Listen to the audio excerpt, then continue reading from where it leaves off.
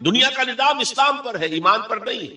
آخرت کا معاملہ ایمان پر ہے، اسلام پر نہیں ہے۔ کوئی شخص مسلمانوں کا بہت بڑا قائد ہو، بہت بڑا لیڈر ہو، لیکن ہو سکتا ہے آخرت میں زیرو ہو۔ میں حدیث سنا چکا ہوں آپ کو، ایک شخص دنیا میں شہید سمجھا جا رہا تھا، ایک شخص دنیا میں بہت بڑا عالم سمجھا جا رہا تھا، ایک شخص دنیا میں بہت بڑا سخی سمجھا جا رہا تھا، اور اللہ نے سب کے دعوے جو ہیں ان کی نفی کر دی۔ تم نے جنگ کی تھی اس لیے لیقالا جریء کہا جائے، بہت ہی جری آدمی ہے صاحب، بہت بہادر آدمی، کیا کہنے اس کے۔ لیقالا سخی، بھائی بڑا سخی آدمی ہے، سخاوت کے دریا بہا دیے، بھائی بہت بڑا عالم ہے، اس سے علم کا کتنا جو ہے لوگوں کو فیض پہنچا ہے۔ وقد قیلا، یہ تمہارا مقصود تھا، وہ مقصود دنیا میں حاصل ہو چکا، تمہاری شہرت کے ڈنکے بج چکے، اب یہ تمہارے لیے کچھ نہیں۔ اور پھر اللہ حکم دے گا اور فرشتے منہ کے بل گھسیٹتے ہوئے اسے جہنم میں جھونک دیں گے، تو وہ اسلام وہاں کام نہیں آئے گا۔ بلکہ اسلام کیا، اسلام پر اتنی اضافی خوبیاں بھی کام نہیں آئیں گی اگر دل میں ایمان نہیں، اور اس کے نتیجے میں نیت۔ حقیقت البر پر ہم گفتگو کر چکے ہیں، نیکی کی اصل حقیقت کیا ہے۔ اسی موضوع پر اصل میں امام ابو حنیفہ جو فقیہ ہے، ان کی کوئی کتاب اور تصنیف فقہ پر نہیں ہے، وہ سارے ان کے شاگردوں کے فتاوی ہیں جو بعد میں مرتب ہیں۔ ہاں، ان کی ایک تصنیف ہے الفقہ الاکبر، بڑی فقہ جو میجر ایشوز ہیں، مسلمان کون ہے اور مسلمان گناہ کبیرہ کرے تو کافر ہو جاتا یا نہیں ہو جاتا۔ بعض احادیث سے ثابت ہوتا ہے کہ وہ تو کافر ہو گیا، ایمان سے محروم ہو گیا۔ میں وہ حدیث سنا چکا ہوں آپ کو، واللہ لا یؤمن واللہ لا یؤمن واللہ لا یؤمن، خدا کی قسم وہ شخص مومن نہیں، خدا کی قسم وہ شخص مومن نہیں، خدا کی قسم وہ شخص مومن نہیں۔ صحابہ لرز گئے، کانپ گئے، قیل من یا رسول اللہ، حضور کس کے بارے میں ارشاد فرما رہے ہیں؟ فرمایا الذی لا یامن جارہ بوائقہ، وہ شخص کہ جس کی ایذا رسانی کی وجہ سے اس کا پڑوسی چین میں نہیں ہے، امن میں نہیں، سکون میں نہیں۔ تو بظاہر تو نتیجہ نکلا کہ ایمان کی اتنی نفی ہو رہی تو کافر ہے، اور یہی سب سے بڑی غلطی جو سب سے پہلا فرقہ پیدا ہوا اسلام میں، وہ تو اسی بنیاد پر ہوا تھا۔ خوارج کا موقف یہی تھا، گناہ کبیرہ کا مرتکب کافر ہے، اور کافر ہے تو گویا کہ مرتد ہے، اور مرتد ہے تو واجب القتل ہے، اس کا مال بھی تم پر مباح ہے کہ لے لو اور قبضہ کر لو، اس کی بیویاں بیٹیاں بھی تم پر مباح ہے کہ انہیں اپنی کنیزیں بنا لو۔ حالانکہ بڑے متقی لوگ تھے خوارج۔ حضرت علی کو بہرحال ان سے جنگ کرنی پڑی، 4000 خوارج جو ہیں جنگ نہروان کے اندر قتل ہوئے، اور پھر خوارج کی تکفیر پر امت کا اجماع ہوا کہ وہ دائرہ اسلام سے خود خارج ہو گئے۔ ان موضوعات پر امام ابو حنیفہ کی تسلیم اپنی ہے، گناہ کبیرہ سے بھی کوئی شخص کافر نہیں ہوتا۔ بہرحال ہمارا جو اصل موضوع ہے اس کی طرف میں آ رہا ہوں۔ اسلام اور ایمان کو جب علیحدہ علیحدہ اس طرح کر دیا، نیچرلی اب ایک سوال پیدا ہوتا ہے کہ پھر مومن کو ڈیفائن کیجئے، who is a مومن؟ we want to be acknowledged as مومن، کیا پری ریکویزٹس ہیں، کیا شرائط ہیں؟ یہ دیکھیے ربط آیات، ربط آیت بالآیت، چونکہ آیت نمبر 14 میں اسلام اور ایمان جدا، اور کچھ لوگوں کا اسلام قبول، اطاعت قبول، ایمان کی نفی مطلق، لم تؤمنوا ولما يدخل الايمان في قلوبكم۔ تو اس پس منظر میں نیچرل کوسچن ہے جو اٹھتا ہے، مومن کون ہے؟ ڈیفائن کیجیے۔ اور یہ آیت اگلی اس اعتبار سے قرآن مجید کی اہم ترین آیت ہے، ایک کمپریہنسو ڈیفینیشن آف ہو از اے مومن، جس کو اصطلاح میں کہا جاتا ہے جامع و مانع تعریف۔ جامع اور مانع تعریف، کسی چیز کو ڈیفائن کریں اس طریقے سے کہ کوئی شے جو اس کے باہر ہے وہ اس میں داخل نہ ہو جائے، اور کوئی شے جو اس کا جز ہے باہر نہ رہ جائے۔ جامع بھی ہو، اس کے تمام اجزاء اس میں آ جائیں، اور مانع ہو کہ کوئی شے جو اس سے مناسبت نہ رکھتی ہو اس میں شامل نہ ہو سکے۔ جامع و مانع تعریف مومن کی وہ اس آیت میں، آیت نمبر 15، انما المؤمنون الذین آمنوا باللہ ورسولہ ثم لم یرتابوا۔ اب یہاں بھی وہ اسلوب حصر ہے، انما، اور حصر کا مفہوم میں کئی دفعہ سمجھا چکا ہوں کہ آپ کہیں کہ زید عالم ہے، اس سے دوسروں کے علم کی نفی نہیں ہوئی، اور بھی ہو سکتے ہیں۔ زید ہی عالم ہے تو دوسروں کی نفی ہو گئی کہ اس مجمع میں صرف ایک عالم ہے اور وہ زید ہے، باقی کوئی عالم نہیں، اسے حصر کہتے ہیں۔ تو میں نے چونکہ کہا ہے کہ موسٹ کمپریہنسو ڈیفینیشن آف ہو از اے مومن، اس کا آغاز بھی حصر سے ہے، اس کا اختتام بھی حصر، انما کلمہ حصر، اور آخر میں اولئک هم الصادقون، وہ بھی اسلوب حصر۔ انما المؤمنون الذین آمنوا باللہ ورسولہ ثم لم یرتابوا۔ مومن تو صرف وہ ہے جو ایمان لائے اللہ پر اور اس کے رسول پر، پھر شک میں ہرگز نہیں پڑے۔ یہ پھر لم آ گیا، یہاں مرتابو نہیں آیا، لم یرتابو، ہرگز شک میں نہیں پڑے۔ یہ واحد مقام ہے قرآن کا جہاں پر کہ یہ لفظ اضافی طور پر آیا ہے ایمان کے بعد، ثم لم یرتابو۔ یرتابو بنا ریب سے، شک، الف لام میم ذالک الکتاب لا ریب فیہ، ارتابا یرتابو، شک میں پڑ جانا، ثم لم یرتابو، پھر شک میں ہرگز نہیں پڑے۔ ان کا دل ایمان پر یقین کے ساتھ معمور ہو گئے. چنانچہ پازیٹیو انداز میں یہی شان بیان ہوئی ہے صحابہ کی اکثریت کی. اسی سورہ حجرات میں فرمایا گیا صحابہ کرام سے وَلَٰكِنَّ اللَّهَ حَبَّبَ إِلَيْكُمُ الْإِيمَانَ وَزَيَّنَهُ فِي قُلُوبِكُمْ. اللہ نے تو تمہارے نزدیک ایمان کو محبوب بنا دیا ہے اور تمہارے دلوں میں چھپا دیا، مزین کر دیا تمہارے دلوں کو، اس سے منور کر دیا تمہارے دلوں کو. تو یہاں فرمایا انما المؤمنون الذین آمنوا باللہ ورسولہ ثم لم يرتابوا، اضافی شرط، وجاہدوا باموالہم وانفسہم فی سبیل اللہ، اور جہاد کیا انہوں نے اپنے مالوں کے ساتھ اور جانوں کے ساتھ اللہ کی راہ میں. یہ دوسری شرط لازم. تو یا جہاد کے بغیر کوئی ایمان نہیں. یہ جامع و معنی تعریف ہے. اولئک ھم الصادقون، صرف یہ لوگ سچے ہیں. یہ اگر دعویٰ کریں آمنا تو ٹھیک ہے، ان کا دعویٰ صحیح ہے، درست ہے، لیکن یہ دو پری ریکوزٹس پورے کرنے ہوں گے. اب اس کو میں سمجھانے کے لیے کہا کرتا ہوں کہ دیکھیے یہ 5 ارکان تو اسلام کے ہو گئے، کلمہ شہادت، نماز، روزہ، حج، زکات. اس میں جب حقیقی ایمان دلوں میں اتر جائے گا تو ایک تو رکن یہاں اضافی ہو جائے گا، یقین قلب. صرف گواہی نہیں، صرف وربل اٹیسٹیشن نہیں، یقین قلب. اور دوسرا عمل میں آ جائے گا جہاد فی سبیل. وہ 5 ارکان قائم رہیں گے. اسلام عام ہے، ایمان خاص ہے، تو اسلام کے 5 ارکان تو ہے موجود، وہ تو شامل رہیں گے. اگرچہ ظاہر بات ہے جب دل میں یقین پیدا ہو جائے گا تو اب نماز کی شان کچھ اور ہو. ایک ہے چھدا اتارا جا رہا ہے، بس نماز ایک فقہی جو ہے وہ ہم نے ادا کر دی ہے، جس کو کہا گیا ہے کہ جیسے مرغا ٹھونگے مارتا ہے ایسے سجدے کیے ہیں اور گئے. ایک نماز وہ ہوگی جسے حضور نے کہا الصلاۃ معراج المومنین. تو ایمان حقیقی کے ساتھ نماز کی شان کچھ اور ہوگی، اور ایک اس رسمی سے اسلام کے ساتھ نماز کی شان کچھ اور ہوگی. لیکن وہ 5 ارکان قائم رہیں گے، 2 کا اضافہ ہو جائے. شہادت کے بعد اس کے ساتھ یقین قلبی، اور ان 4 عبادات کے ساتھ جہاد فی سبیل. یہ جو رے آف لائٹ کا جو اسپیکٹرم بنتا ہے اسے پرزم میں سے جب گزارے تو 7 روشنیاں نظر آتی ہیں. وہ تو نظر آتی ہے، 2 اور بھی ہیں جو نظر نہیں آتی. Ultraviolet, infrared. یہ الٹرا وائلٹ ہے اور یہ انفرا ریڈ ہے جہاد والی، جس میں جانیں دینی پڑتی ہے، خون کا معاملہ بھی آتا ہے. یہ گویا کہ حقیقی ایمان کے 7 ارکان ہو جائیں گے، 5 جمع 2. تب وہ شخص مومن کہلانے کا مستحق ہوگا. قُلْ أَتُعَلِّمُونَ اللَّهَ بِدِينِكُمْ، اے نبی ان سے کہیے تم اللہ کو بتانا چاہتے ہو، جتلانا چاہتے ہو اپنا دین. میں چونکہ ہریانہ میں پیدا ہوا تھا، حصار میں، تو وہاں کی جو مقامی بولی تھی اس کی کچھ چیزیں یاد ہیں. تھوتھا چنا باجے گھنا. جو چنا اندر سے خالی ہو گیا، کیڑا کھا چکا ہے، اس کے اندر آواز زیادہ ہو جاتی. خالی برتن زیادہ آواز دیتا ہے، برتن بھرا ہوا ہے تو ظاہر بات ہے ڈل ہو جائے گی.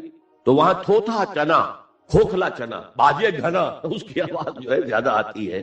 تو جن کے دلوں میں وہ ایمان نہیں تھا وہ بڑھ چڑھ کر کے اب دیکھیے جی ہم تو اسلام لے، ہم تو بغیر لڑے بڑے اسلام لے. حضور ہمارے ساتھ تو خصوصی معاملہ ہونا چاہیے، ہمیں زکوٰۃ میں سے خصوصی حصہ ملنا. یہ جو وہ جتلاتے تھے اپنے دین کو، تو فرمایا قُلْ أَتُعَلِّمُونَ اللَّهَ بِدِينِكُمْ، کیا اللہ کو اپنا دین جتلا رہے ہو.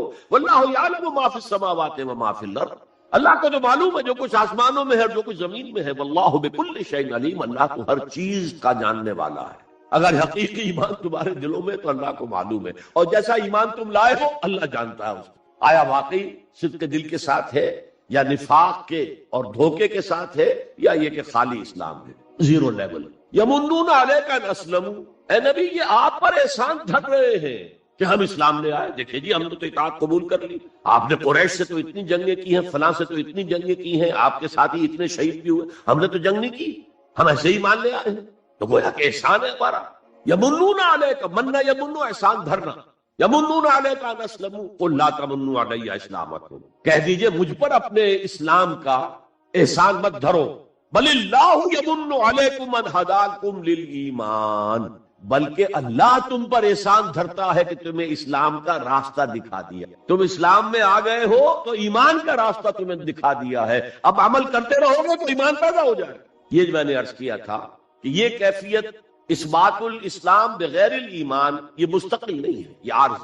جب عمل کریں گے تو ایمان پیدا ہو جائے. تو بل اللہ یمن علیکم ان ہداکم للایمان ان کنتم صادقین، بلکہ اللہ کا احسان مانو کہ اس نے تمہیں اسلام کے راستے پر لا کر گویا کہ اس سڑک پر ڈال دیا ہے جو ایمان کی طرف لے جا رہی. اگر تم اسلام کے بارے میں بھی سچے ہو یعنی وہ لوگ نکل جائیں گے جو دھوکہ دینے کے لیے ایمان لاتے. ان اللہ یعلم غیب السماوات والارض، یقیناً اللہ جانتا ہے ہر پوشیدہ چیز کو جو آسمانوں کی ہے اور زمین کی. اور یہ غیب کا لفظ ہماری نسبت سے ہے، نوٹ کر لیجئے اسے. اللہ کے لیے کوئی غیب نہیں ہے، سرے سے کوئی غیب. ہر شے اس کے لیے شہود ہے، ہر شے ہر آن اس کی نگاہوں کے سامنے، کوئی شے اس کے لیے غیب نہیں. یہ ریلیٹیو ٹرم ہے جو ہمارے لیے غیب. واللہ بصیر بما تعملون، اور جو کچھ تم کر رہے ہو اللہ اسے دیکھ رہا ہے. اچھا، اب پھر پہلی دو آیات کی طرف آ جائیں. اسلام ایمان علیحدہ چیز. ایمان کی تعریف یقین قلبی دل میں، اور جہاد فی سبیل اللہ عمل. گویا کہ ان میں سے کوئی ایک چیز بھی نہیں ہے تو پھر مومن نہیں ہو. دل میں یقین نہیں تو مومن نہیں، عمل میں جہاد نہیں تو مومن. اب اسی کو دوسرے مقام سے جو میں نے آیات پڑھی تھی، سورہ صف کی آیت نمبر 10-11، یا ایھا الذین آمنوا هل ادلکم علی تجارۃ تنجیکم من عذاب علیم.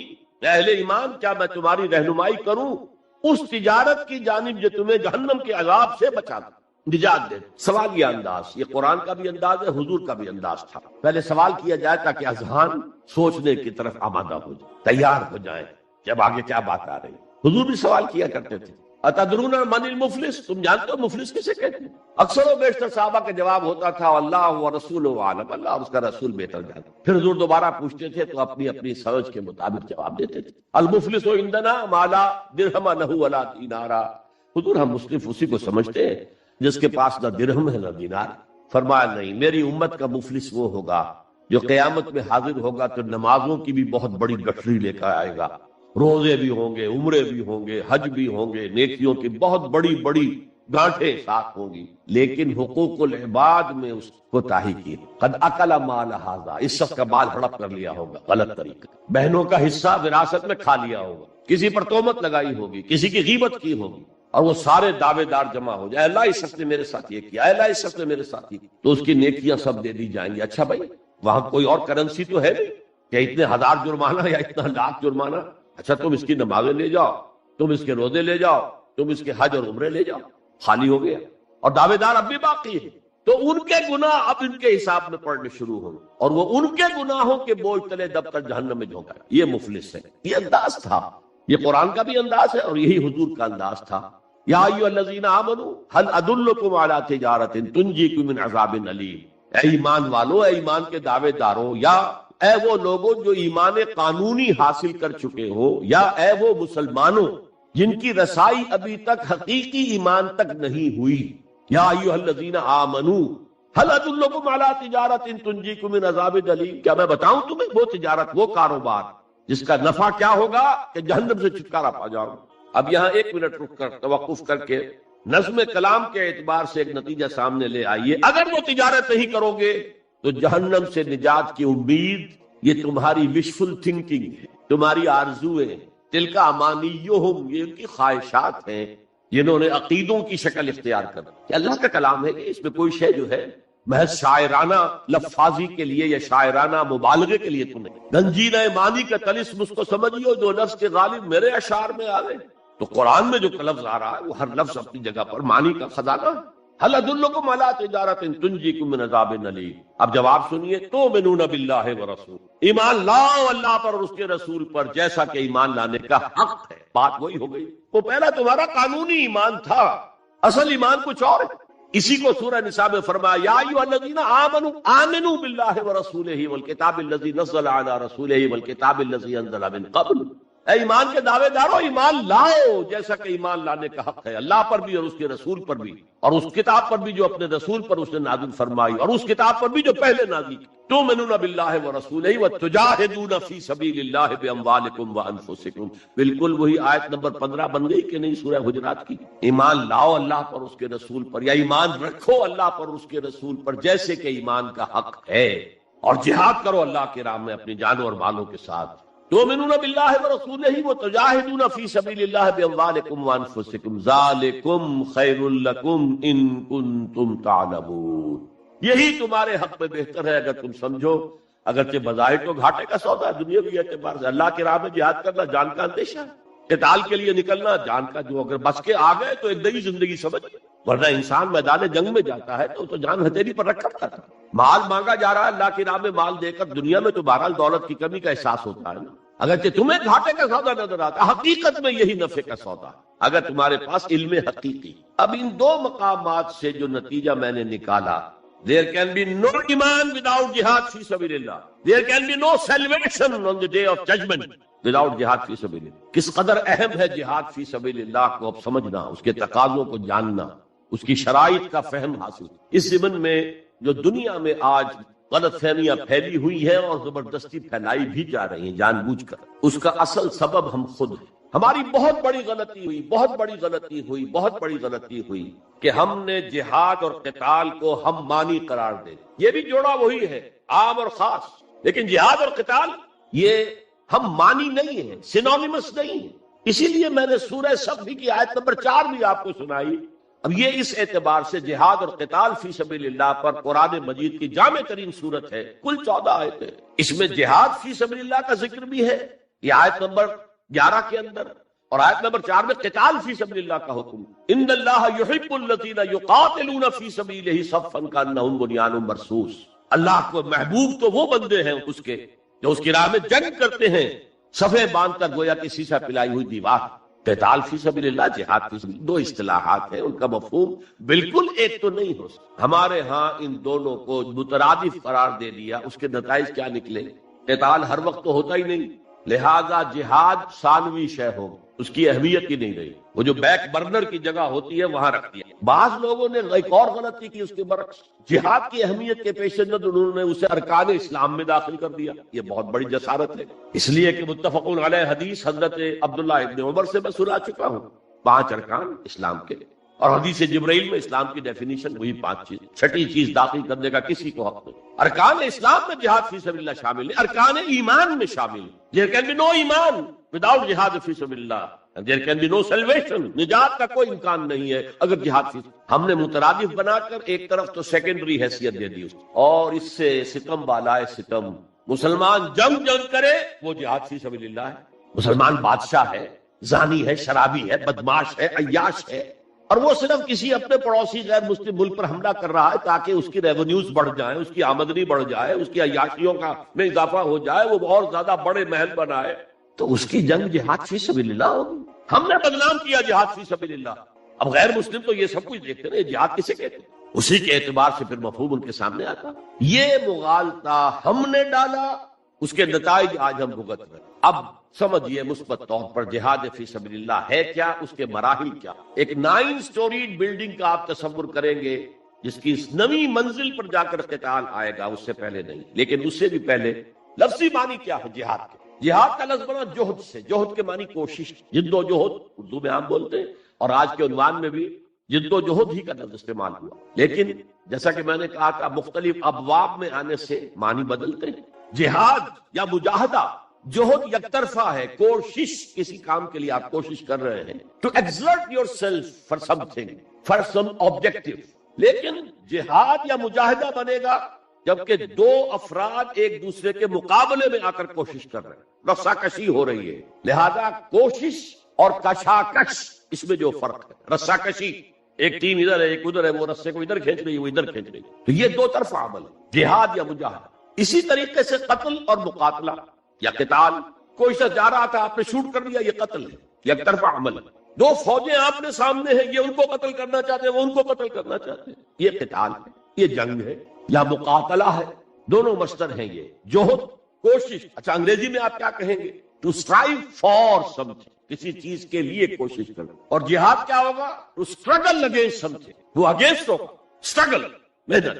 اس فرق کو ذہن میں رکھیے، جوہد کوشش، ٹو اسٹرائیو کوشش کرنا، جہاد کشاکش، کھینچ تان۔ یہاں جوہد کے مقابلے میں وہ اس کو ناکام کرنے کی کوشش کرے گی، اس کو ناکام کرنے کی۔ ایک ویکنسی ڈکلیئر ہوئی ہے، اب آپ پورا زور لگا رہے ہیں، جو سفارش ہو سکے، جو کچھ ہو سکے کسی طریقے سے مجھے ملے، ایک اور شخص بھی زور لگا رہا ہے، یہ آپ کا جہاد ہو رہا۔ اور قتل یک طرفہ عمل ہے، قتال جنگ ہے 2 طرفہ۔ اب دیکھیے یہ جو جہاد ہے یہ اس کائنات کی سب سے بڑی حقیقت۔ Every living organism on this planet is continuously in جہاد۔ آپ خود کہتے ہیں اسٹرگل فار ایگزسٹنس، مقابلہ نہیں ہوتا اس میں، کاروبار میں مقابلہ ہو رہا ہے، ملازمتوں میں مقابلہ ہو رہا ہے، مقابلوں کے امتحان ہو رہے ہیں، حیوانات جرثومے چھوٹے چھوٹے اسٹرگل فار ایگزسٹنس، اسے جہاد زندگانی، جہاد زندگی. Every living creature, every living organism is engaged in continuous jihad, struggle for existence. اس کو جہاد زندگانی کا لفظ دیا اقبال نے. یقین محکم عمل پہم محبت فاتح عالم، جہاد زندگانی میں ہے یہ مردوں کی شمشیر. ایسا مسلمان بھی جب یہ کام کرتا ہے، جہد للبقاء، struggle for existence، اگر وہ شریعت کے احکام کے مطابق کر رہا ہے تو یہ عبادت ہے. اگر حرام ذریعے استعمال کر رہا ہے، غلط ذریعے استعمال کر رہا ہے، دھوکہ دے رہا ہے، جھوٹی قسمیں کھا رہا ہے، تو یہ حرام کے درجے میں چلا گیا. اور اگر آپ اپنی جہد بقا کو، جہاد وجود کو، جہاد زندگانی کو اسلام کے اصولوں کے مطابق کر رہے ہیں، یہ عبادت ہے. حضور نے فرمایا کاسب و حبیب اللہ، جو شخص محنت کر کے کماتا ہے وہ اللہ کا ساتھی، اللہ کا دوست، حبیب اللہ. اور سب سے بہترین کھانا بتایا وہ ہے رزق، جو اپنے ہاتھ کی کمائی سے، محنت، مشقت. بہرحال یہ جہاد کا آغاز ہے. میں نے کہا تھا یہ یونیورسل فینومینن ہے، یونیورسل، اس کائنات کی سب سے بڑی حقیقت یہی. اس سے اوپر اٹھیے، انسانی سطح پر سب سے بڑا جہاد اپنے حقوق کا حصول، the freedom struggle, the struggle for self determination. کوئی قوم آ کر آپ پر حاکم ہو گئی، اس سے نجات حاصل کرنا، یہ جہاد. جہاد فی سبیل الحریت، فی سبیل کسے کہتے ہیں؟ For the cause of, in the cause of. جہاد فی سبیل الحریت جائز ہے، سب کریں گے، سب کی آزادی حق ہے، کسی کو غلام بنا کر رکھنے کا کسی کو اختیار نہیں ہے. تو struggle for freedom it's a universal phenomenon. اور مسلمان بھی اگر کرے گا اور اللہ کی حدود کے اندر رہ کر کرے تو وہ بھی اللہ کے ہاں وہ اجر و ثواب کا مستحق ہوگا، بلکہ اگر جان دے دے گا شہید شمار ہوگا. اس لیے کہ حضور کی ایک حدیث ہے، من قتل دون مالہ فہو شہید، جو شخص اپنے مال کی حفاظت میں مارا گیا وہ بھی شہید ہے. اب آپ کہیں جا رہے تھے، آپ کے پاس کچھ مال ہے، جیب میں کچھ ہے، کچھ ڈاکو آ گئے، آپ کو گھیر لیے. اب آپ کے پاس دو راستے، ایک تو آپ کہے لو بھائی جو کچھ ہے یہ حاضر ہے، لے لو، میری جان بخشی کرو. اور ایک یہ کہ آپ ڈٹ جائیں. اس ڈٹ جانے میں اگر جان چلی گئی تو آپ شہید. من قتل دون مال ہی، تو مال سے تو 1000 گنا بڑی شے ہے حریت، فی سبیل الحریہ. لیکن ہم نے کیا غلطی کی؟ فریڈم سٹرگل کو بھی جہاد فی سبیل اللہ کہہ دیا. بہت بڑی غلطی، جس کا سب سے بڑا مثر میں آپ کو بتاتا ہوں. یہ مڈ 50s کی بات ہے. میں اپنے MBA سے فارغ ہو کر منٹگومری میں، جو اب سائیوال کہلاتا ہے، جا کر آباد ہو گیا تھا والدین کے پاس. الجزائر میں اس وقت فریڈم سٹرگل چل رہی تھی فرانس کے خلاف. تو اس کے لیے کچھ فنڈز حاصل کرنے کے لیے ایک وفد آیا پاکستان کے دورے پر. ایک تو کرنل صاحب تھے، کرنل عودہ، وہ تو داڑھی موچھ صاف تھے جیسے ہوتے عام طور پر فوجی. لیکن ایک بہت بڑے عالم دین علامہ بشیر الابراہیمی الجزائری، بہت مشہور، بہت بڑے، وہ بھی ساتھ تھے. انہوں نے جو تقریر کی عربی میں، جہاد فی سبیل اللہ، جہاد فی اللہ، واقعہ یہ کہ وجد میں آ گیا پورا مجموعہ. وہ لوگ تو وجد میں نہیں آ سکے ہوں گے جنہوں نے ترجمہ، جنہوں نے سنا ہے، لیکن میں عربی سے واقف تھا، میں واقعتاً وجد پہ آ گیا. قرآن کا بیان، حدیث کے بیان، جہاد فی سبیل اللہ کی اہمیت، جہاد فی سبیل اللہ کا مقام و مرتبہ. اچھا جو بھی ہو سکا، پیسے ہم نے جمع کیے، کمیٹی بنائی، تھیلی پیش کی. ناؤ پریپیئر فار دی شاک. جب یہ جہاد کامیاب ہوا تو ایک سوشلسٹ ریاست قائم ہو گئی. How come? اگر یہ جہاد فی سبیل اللہ تھا تو اسلامی ریاست قائم ہونی چاہیے تھی. اگر درخت آم کا تھا تو اس میں نمونی کیسے لگ گئی؟ معلوم ہوا کہ ہم نے غلطی کی، ہم نے اسے جہاد حریت کی بجائے جہاد فی سبیل اللہ کہہ دیا. جہاد حریت جائز ہے اور اس کے لیے جان دینا بھی شہادت ہے، لیکن آپ نے اس کو جہاد فی سبیل اللہ کیسے کہہ دیا؟ چنانچہ یہ نوٹ کر لیجئے کہ میں نے جب افغانستان میں روسی فوجیں داخل ہو گئی تو جو وہاں پر ایک سٹرگل شروع ہوئی ہے، ریزسٹنس شروع ہوئی ہے، میں نے اسے کبھی جہاد فی سبیل اللہ نہیں مانا. جہاد فی سبیل اللہ کا نعرہ لگوا کر امریکہ نے فائدہ اٹھایا، مرے افغان، اور کام بن گیا اس کا آرک رائیول جو ہے وہ ختم ہو گیا. اور نتیجہ پوری دنیا بھگت رہی ہے کہ بائی پولر کی بجائے یونی پولر دنیا ہو گئی. اور وہ جو ایک پول ہے جتنا طاقت کے نشے میں اس وقت چور چور ہے، وہ آپ کو معلوم ہے، مجھے تفصیل میں جانے کی ضرورت نہیں. میں نے کہا تھا جہاد حریت ہے، جائز to defend your country against an invader, لیکن اسے جہاد فی سبیل اللہ نہ کریں. اچھا اس سے آگے آئے، اب ہیومن لیول پر اس سے اوپر کا ایک سطح ہے، نظریے اور نظام کے لیے جہاد. ایک نظریہ تھا مارکسزم، اس کی بنا پر نظام جو بنا وہ communism. Who really believed in Marxism and communism? He struggled to establish a communist state. یہ جہاد ہے فی سبیل الاشتراکیہ، اشتراکیت کی راہ میں جہاد کر رہے ہیں، جانے دے رہے ہیں، مر رہے ہیں. زار کی فوجیں جو ہیں وہ شوٹ کر رہی ہیں کھڑے ہو کر کے قطاروں کے اندر، جانے دے رہے ہیں. اس کے بغیر تو ظاہر بات ہے شہنشاہیت، زار کی شہنشاہیت کہیں جگہ چھوڑ سکتی تھی، کہیں اپنی جڑ چھوڑ سکتی تھی. تو یہ جو جہاد ہے یہ ہے نظریے کی بنیاد پر، اس نظریے پر ایک نظام قائم ہوتا، جس نظریے میں وہ بلیو کرتے ہیں کہ یہی حق ہے، یہی انسان کے لیے بہتر ہے، اسی میں عدل ہے، اسی میں انصاف ہے، اس کو قائم کرنے کی جد و جہد کرنا ان پر نہیں کرتے تو آپ کہیں گے ایسے ہی جھوٹ موٹ کو بنا پھرتا ہے کمیونسٹ، اس کی تو ساری دوستیاں، اس کے سارے تعلقات جو ہیں وہ تو کیپیٹلسٹ کے ساتھ ہیں، تو ان کے تنخواہیں لیتا۔ آپ کہتے ہیں کہ نہیں کہتے؟ یہ ہے جہاد، اگر وہ نظریہ ایمان ہے اور نظام اسلام ہے، اس کے لیے جو جہاد ہوگا وہ جہاد فی سبیل اللہ، کسی اور مقصد کے لیے جہاد کو آپ جہاد فی سبیل اللہ نہیں کہہ سکتے۔ آپ ڈیموکریسی کے قیام کے لیے کسی بادشاہت کو ختم کر کے ڈیموکریسی کا نظام قائم کرنا چاہتے ہیں، جہاد ہے، جہاد فی سبیل الدیمقراطیہ، جہاد for the cause of democracy, جہاد فار دی کاز آف اشتراکیت۔ اسی معنی میں قرآن مشرکین مکہ کو بھی مجاہد قرار دیتا تھا، وہ تھے مجاہدین فی سبیل الشرک، جانے نہیں دے رہے تھے، کیا قربانیاں نہیں دے رہے تھے، وہ اپنے عقیدے کے لیے، اپنے نظریے کے لیے، اپنے نظام کے لیے جانے دے رہے تھے۔ تو یہ ہے جہاد نظریے اور نظام کی۔ پھر میں تیسری مرتبہ دوہرا رہا، اگر وہ نظریہ ایمان ہے اور نظام اسلام کا ہے، قائم کرنا پیش نظر ہے، تو وہ ہے جہاد فی۔ اب اس کے 3 لیول، اور ہر لیول پر سب لیول۔ سب سے پہلا جہاد فی سبیل اللہ کا مرحلہ ہے کہ ایمان دل میں آ گیا تو ایک کشاکش اندر شروع ہو جائے گی۔ میں اگر فرائیڈ کی اصطلاح استعمال کروں تو ایگو اور اڈ یا لبیڈو میں تصادم ہو، آپ کے نفس کی خواہش کچھ اور ہے، ایمان کہتا ہے کشاکش ہوگی کہ نہیں، یہ اندرونی جہاد ہے اپنے نفس کے۔ جیسے فرعون نے کہا تھا الیس لی ملک مصر وہذہ الانہار تجری من تحتی، کیا میں بادشاہ نہیں ہوں مصر، مصر کی حکومت میری نہیں ہے، اور کیا یہ ساری نہریں جو ہے میرے نظام کے تحت نہیں چل رہی؟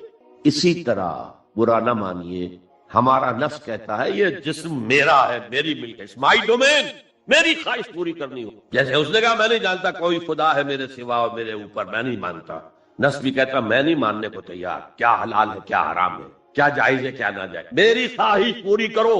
اس کے خلاف جہاد، یہ پہلی منزل۔ اور آپ کو معلوم ہے 3 منزلہ عمارت ہے، تو بلند ترین تو ہے، اہم ترین ہے پہلی منزل۔ پہلی منزل بنے گی تو دوسری بنے گی، دوسری ہوگی تو تیسری بنے گی، پہلی منزل یہ ہے اور اہم ترین یہ۔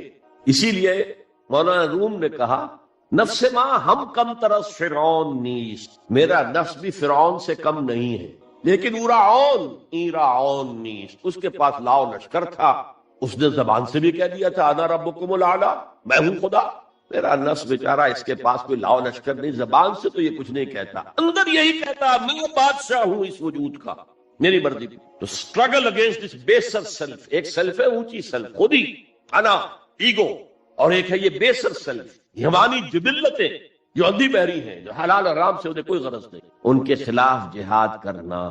آپ نے فرمایا صلی اللہ علیہ وسلم المجاہد من جاہد نفسہ، اصل مجاہد وہ ہے جو اپنے نفس کے خلاف جہاد کر سکے۔ تمہارے اندر یہ دشمن تو بیٹھا ہوا ہے، تکڑا ہے، تمہیں کنٹرول کر رہا، چلے آؤ باہر کے دشمنوں سے جہاد کر۔ تم نے ٹانگے کو گھوڑے کے آگے باندھ دی۔ اور ایک دفعہ حضور سے پوچھا گیا ای الجہاد افضل یا رسول اللہ، اے اللہ کے رسول سب سے افضل جہاد کون سا؟ فرمایا ان تجاہد نفسک فی طاعت اللہ، اپنے نفس کے خلاف جہاد کرو، اسے اللہ کا مطیع کرو۔ یہ جو اندر کی کشمکش ہے، کشاکش ہے، یہ جہاد فی سبیل اللہ کا نقطہ آغاز، اللہ کا مطیع بنانا ہے نفس کو۔ اس کے ساتھ 2 سب لیول اور ہیں، اس نفس کو بھٹکانے والی ایک قوت ہے انویزیبل، اور ویزیبل بھی ہے۔ انویزیبل قوت سب سے بڑی ابلیس، شیطان لعین، اور اس کے چیلے چانٹے جنات میں سے، اور ویزیبل میں انسانوں میں جو اس کے ایجنٹ ہیں، جو فحاشی کو کلچر کا نام دے، یہ اس ابلیس کے چیلے، ان کے خلاف کیا نہیں کریں گے آپ؟ اگر آپ ان کے خلاف ایگریسو ایٹیٹیوڈ اختیار نہیں کریں گے تو آپ ان کے دباؤ میں آ جائیں۔ ان الشیطان لکم عدو فاتخذوہ عدوا، اے لوگو یہ شیطان تمہارا دشمن ہے، اس کو اپنا دشمن سمجھو۔ وہ تمہیں سب باغ دکھاتا ہے، بدی کو مزین کر کے دکھاتا ہے، اچھے اچھے نام اس کے رکھ دیتا ہے، اور تمہیں آمادہ کرتا ہے بدی کے ارتکاب پر۔ نہیں، وہ تمہارا دشمن ہے۔ افتتخذونہ وذریتہ اولیاء من دونی، تم مجھے چھوڑ کر اسے اور اس کے چیلے چانٹوں کو تم اپنا دوست بناتے ہو۔ نہیں، شیطان کے خلاف جنگ کر۔ اور تیسرا اس پر سب لیول کیا ہے؟ معاشرہ اگر بگڑا ہوا، اس کا عمومی رجحان برائی کی، تو سوشل پریشرز آپ کو ادھر دھکیلتے ہیں۔ جیسے کہ اگر کوئی موب جا رہا ہے تو اس کے ساتھ چلنا تو بہت آسان ہے، وہ خود ہی آپ کو دھکیلتا ہوا لے جائے گا۔ اس کے خلاف چلنا، بہت مشکل. ہو سکتا ہے آپ بڑی زور لگا کے 4 قدم آگے بڑھیں، پھر کو ریلا آئے 10 قدم پیچھے. تب 2 ہی راستے ہیں، زمانہ بات و سعادت تو بعد زمانہ بے ساز. یا تو پیسو معاملہ ہے، زمانہ تمہارے ساتھ سازگاری نہیں کرتا، چھوڑو تم زمانے کے ساتھ سازگاری اختیار کر لو، چلو تم ادھر کو ہوا ہو جدھر. ایک یہ ہے کہ نہیں، زمانہ بات و سعادت تو بعد زمانہ ستے. زمانہ اگر تمہارے ساتھ سازگاری نہیں کر رہا تو زمانے سے جنگ کرو، لڑو، رجسٹ کرو. تو 3 جہاد ہو گئے فرسٹ لیول کے. 3 سب لیول: نفس امارہ، لبیڈو، نفس حیوانی کے خلاف جہاد، اس کو بھڑکانے والے، وسوسہ اندازی کرنے والے، اس میں پھوکے مارنے والے، شیطان اور اس کی ذریت مانوی اور ذریت نسلی، جنات اور انسانوں میں جو ان کے خلاف جہاد، معاشرے کے خلاف اسٹرگل. اب یہ 3 جہاد آپ نے کر لیے، اللہ توفیق دے ہم میں سے ہر ایک کو. تو اب یہ جہاد آپ کے جسم سے باہر نہیں، خارج میں آئے. دوسری منزل ہے نظریاتی تصادم. اگر آپ نے ایمان کا نظریہ اختیار کیا ہے تو الحاد کا نظریہ رکھنے والے بھی موجود ہیں. آپ نے توحید کے نظریے کو اختیار کیا ہے تو مشرکانہ عقائد رکھنے والے بھی موجود. They are bound to resist. اس کے خلاف جہاد کرنا ہوگا، محنت کرنی، اپنی بات کو دلائل سے ثابت کرنا ہوگا، اپنی بات کو اچھے انداز میں حسن اسلوب سے لوگوں کے دلوں تک پہنچانا ہوگا. ظاہر بات ہے وقت لگے گا، جان کھپے گی، اور اگر آپ انتہائی سنسیئر ہیں یہ آپ کا ایک لائف لانگ اور ہول ٹائم جو ہے آپ کی انگیجمنٹ ہوگی. اینڈ ٹائم از منی. جہاد بالمال، جہاد بالنفس، یہ ہے دعوت و تبلیغ کہہ لیں اسے، اپنے نظریات کو پھیلانا کہہ لیں. آخر مارکسسٹ نے اپنے نظریات کو پھیلایا، پہلے پیور فلسفی کی سطح پر ٹاپ انٹلیکچوئلز کو دنیا کے انہیں پوزیس کیا. اس کے بعد ادب کے ذریعے سے، ڈراموں کے ذریعے سے، شاعری کے ذریعے سے، افسانوں کے ذریعے سے وہ فکر جو تھا، طبقاتی شعور، کلاس کانشسنس کا شعور پیدا کیا. اور ہوتے ہوتے یہاں تک کہ ریڑی والے کے زبان پر بھی لفظ آ گیا استحصال. اتنا ثقیل عربی لفظ، استحصال کر رہے ہیں. یہ سارا کام یوں ہی تو نہیں ہوگے. کتنے ادیبوں نے، کتنے ڈرامہ نویسوں نے، کتنے شاعروں نے اس فلسفے کو پھیلایا ہو. اچھا، اس کے بھی 3 سب لیول. ہر انسانی معاشرہ 3 سطح کے لوگوں پر مشتمل. ایک انٹلیکچوئل مائنورٹی ہوتی ہے، انٹیلیجنسیا ہوتا ہے، یا جسے ایک اور اصطلاح میں کہتے ہیں brain trust of the society. They control direction and destination of the society. ہوتے ہیں مائنورٹی، مائنیوٹ مائنورٹی، لیکن ان کا اور پوری قوم کا جو باہمی رشتہ ہے وہ کیا ہے؟ جیسے یہ دماغ اور پورا جسم. میری ٹانگیں مجھے لے کر چل سکتی ہیں، دوڑ سکتی ہیں، اگرچہ اب میں دوڑ نہیں سکتا گھٹنوں کے آپریشن کے بعد، لیکن باہر دوڑا بھی کرتا تھا. لیکن کدھر جانا ہے اس کا فیصلہ یہاں. یہ صلاحیت ٹانگوں میں نہیں. ہاں، یہاں سے فیصلہ ہو، دوڑو دوڑے. ہاتھ پکڑ سکتا ہے کسی چیز کو، کس کو پکڑے کس کو نہ پکڑے. ہو سکتا ہے کہ آپ نے ہاتھ بڑھا بھی دیا ہو، کسی کو لکڑی سوکھی سمجھ کر آپ جو ہے جنگل کے اندر سے ایندھن جمع کر رہے ہیں، اچانک آنکھ نے دیکھا وہ تو حرکت کر رہی ہے، فوراً اطلاع گئی، ارے یہ تو سانپ معلوم ہوتا ہے، یہاں سے حکم آیا ہاتھ کھینچ لو، فوراً کھینچ لو. تو کنٹرول تو یہ کر رہا ہے. ماسز کسی معاشرے کی نہ ڈائریکشن معین کر سکتے ہیں، نہ اس کی ڈیسٹینیشن کا فیصلہ. یہ اس کا انٹیلیجنسی ہے، یہ اس کا برین ٹرسٹ ہے، یہ اس کا انٹلیکچوئل ایلیٹ. لہذا اس نظریاتی تصادم میں بھی پرائرٹی نمبر 1 وہ طبقہ، اگر وہ آپ کے نظریات کے قائل نہیں ہوں گے، حامل نہیں ہوں گے، there can be no collective change in this society. افراد کچھ مل جائیں گے آپ کو، افراد کے اندر ہوتے قبول کر لیتے بس، لیکن معاشرہ ان کے کنٹرول. اور اس سطح کے لوگوں کو دعوت دینا، تبلیغ کرنا آسان کام نہیں. آپ کو دلیل سے بات کرنی ہوگی، آپ کو ان کے نظریات کا تجزیہ کرنا ہوگا، اس میں کتنا حصہ غلط ہے، کتنا صحیح ہے.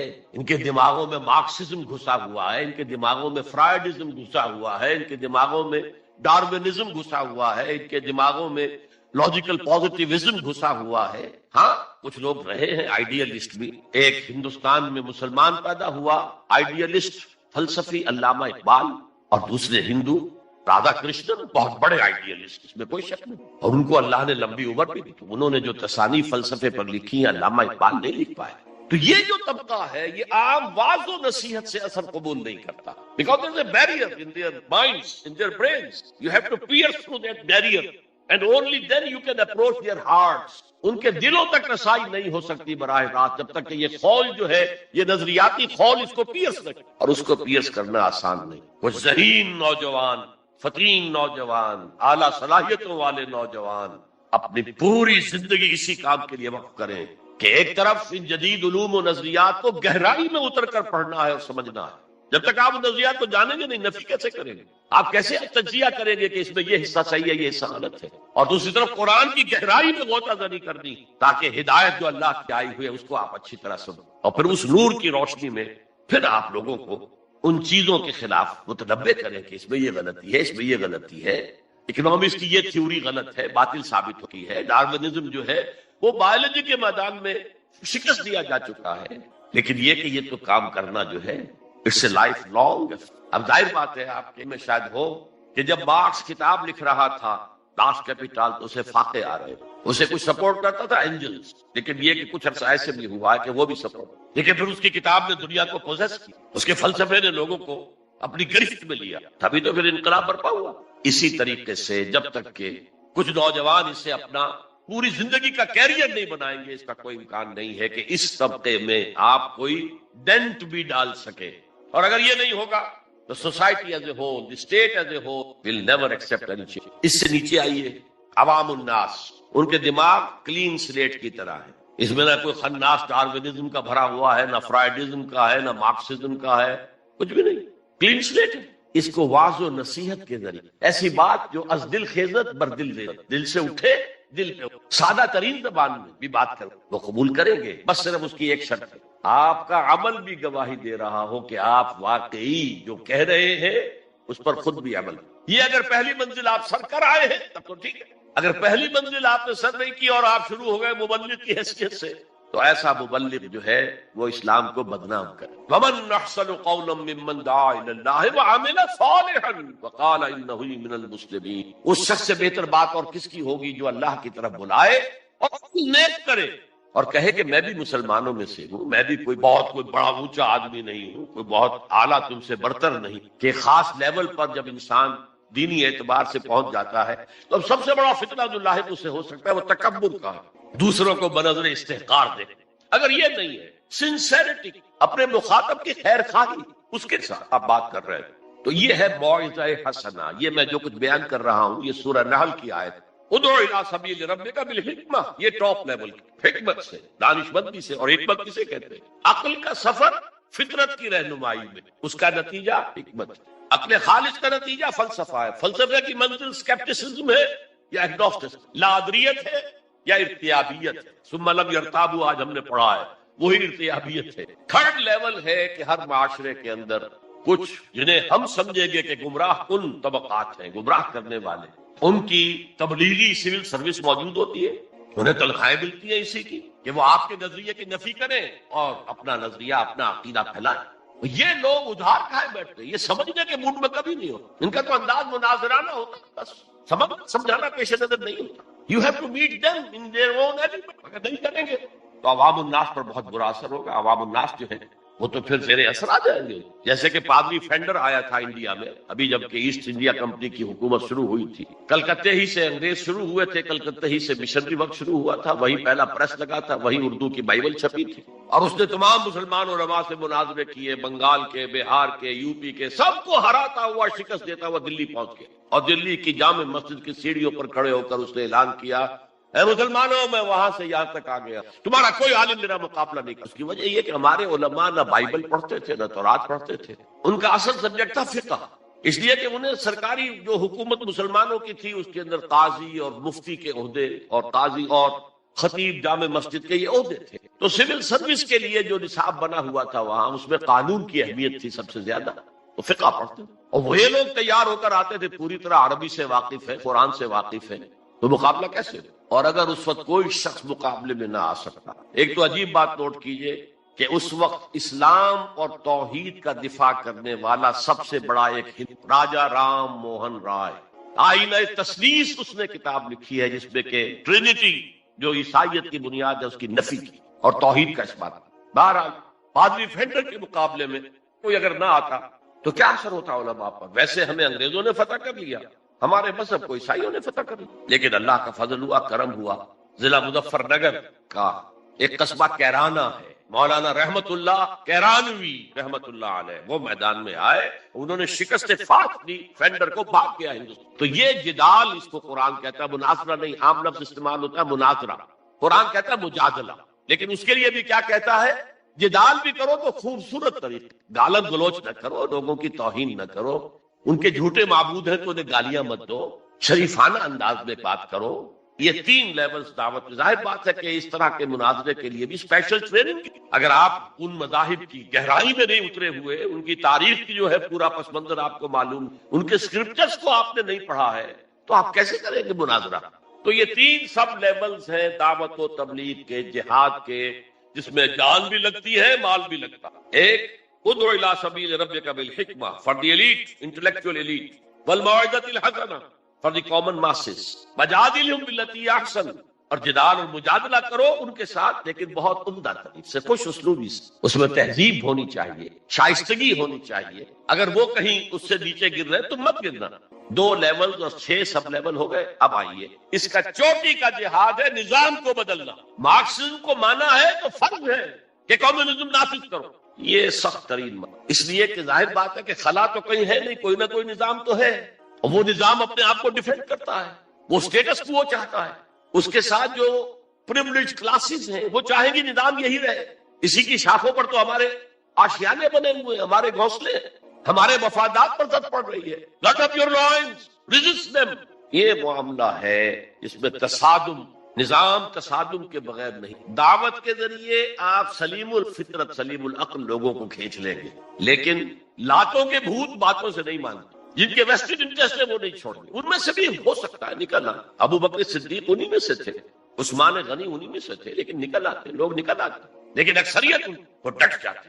گرڈ اپ یور لائنز، اپنے مفادات کا تحفظ کرو، بچاؤ اپنے مفادات۔ تو تصادم بیکم انیویٹیبل، اس تصادم کی